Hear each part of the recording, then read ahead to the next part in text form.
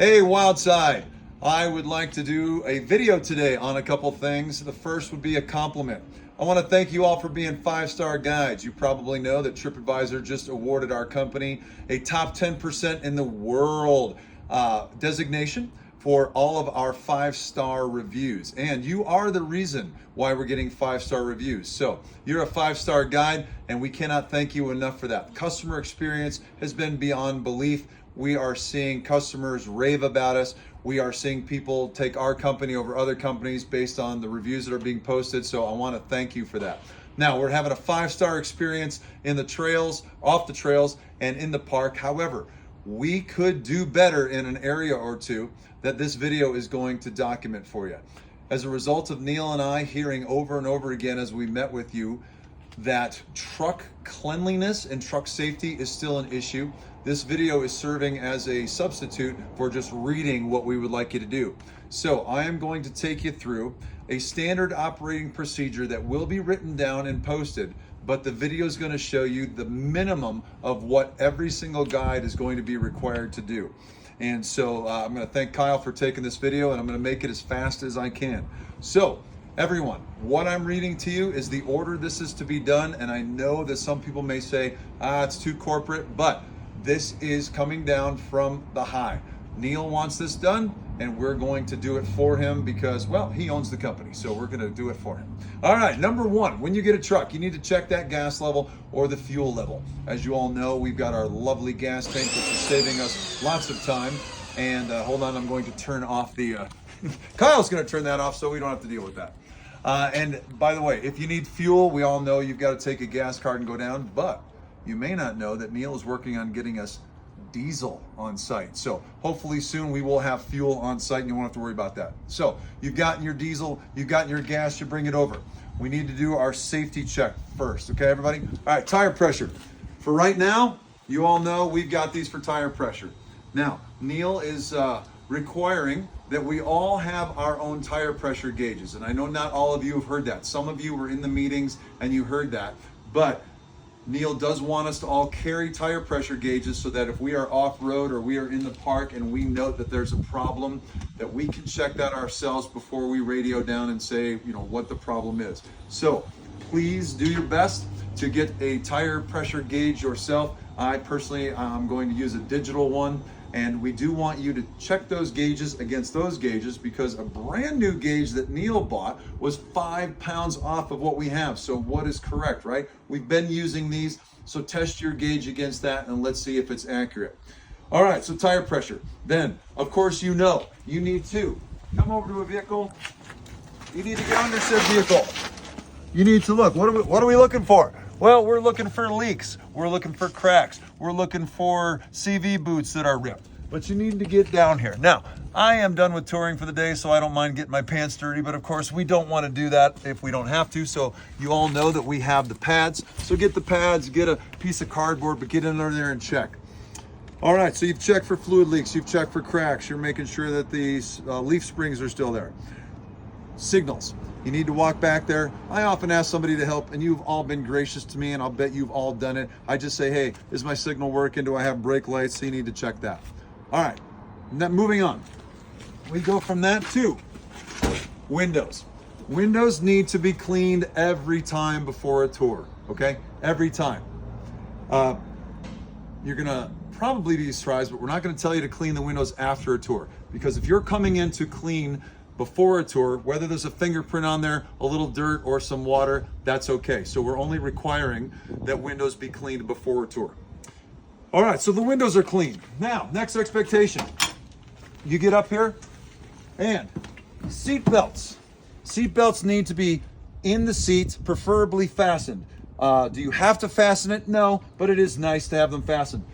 I've had tourists who are struggling to figure out where this is at. It's amazing how many times they cannot find these. So these should be in the seat at all time. While you're back here doing this, especially for the off-road, note that if there's dust on these, like see that? I've got dust all over my fingers. We need to get a wet rag, get a spray, but we do want these seats wiped down every single time before a tour.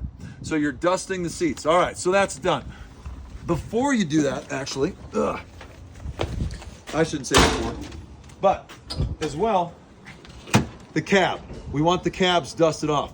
Now, we know they're gonna get dirty every time. That's just part of the job. Unless it has rained, we are gonna have dust. There's dust all over these seats. So dusting must be done before every tour. Then finally, blankets and togs. Now we're getting into summer. It's getting to be July, so maybe when it's 85 here and you're taking off for a tour, you do not need to worry about blankets. But frog togs, we've been having afternoon storms almost every day, so you do want to make sure that you have togs. So you are welcome to do more than that if there's something you want to do, but these are the bare minimums that you need to do before the tour. Now, I have personally received help from many of you, and I want to thank you.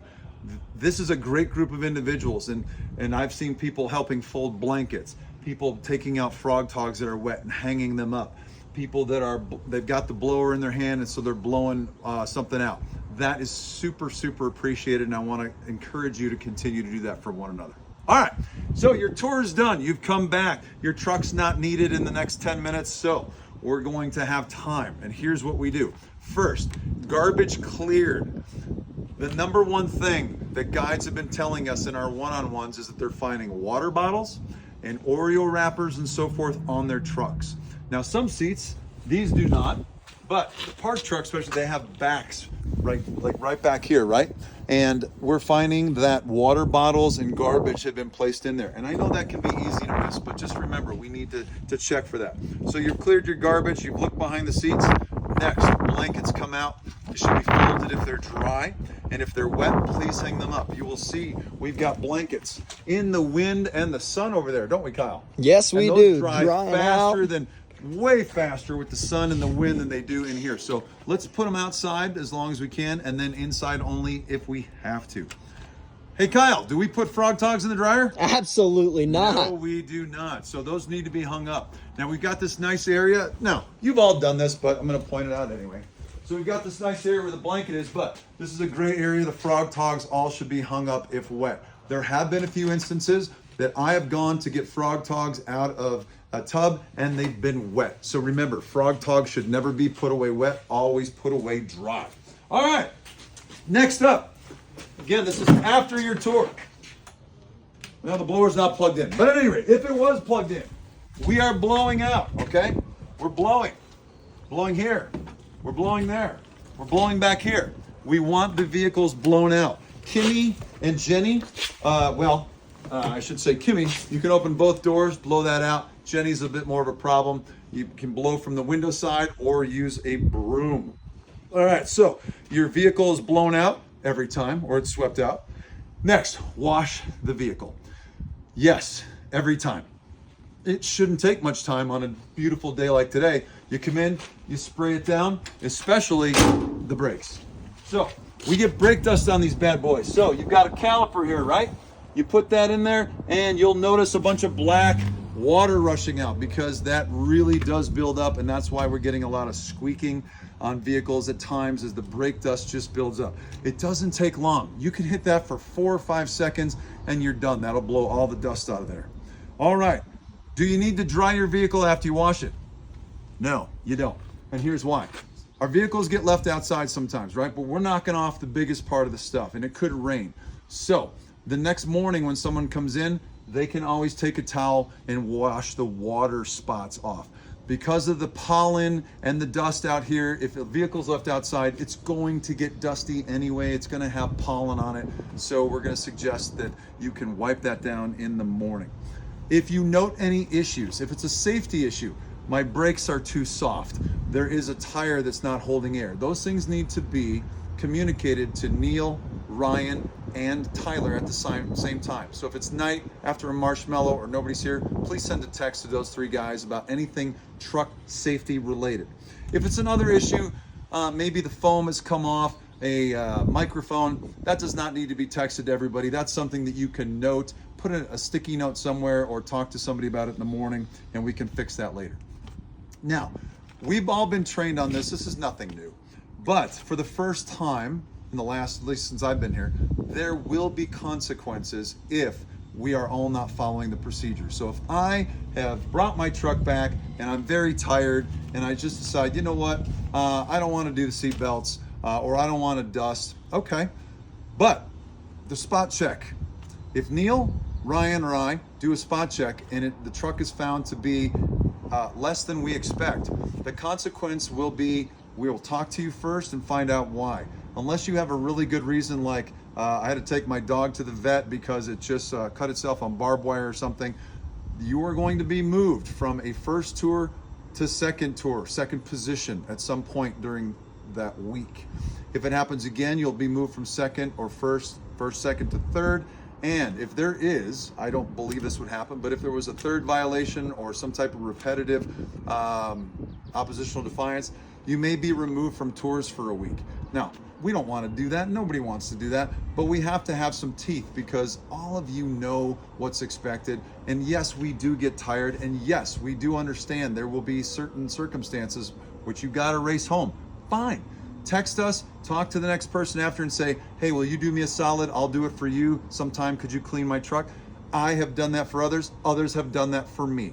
We are a giving group and we totally understand that life happens. So this is not a must or else. This is a please let us know if something's going on and there's a reason why you couldn't, because we do want to be understanding.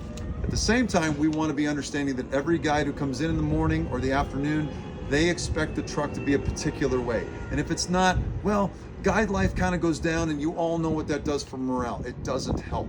So just understand that the only reason I'm making this video and that we're doing this is because we've heard it multiple times from multiple people that it has become an issue. That's the only reason we're doing this. So we standardize this. We've got 5-star guest reports and we can get 5-star guide reports on other guides. I think this will make everybody happy. It gives everyone the same expectation, and we truly do expect the same from everybody.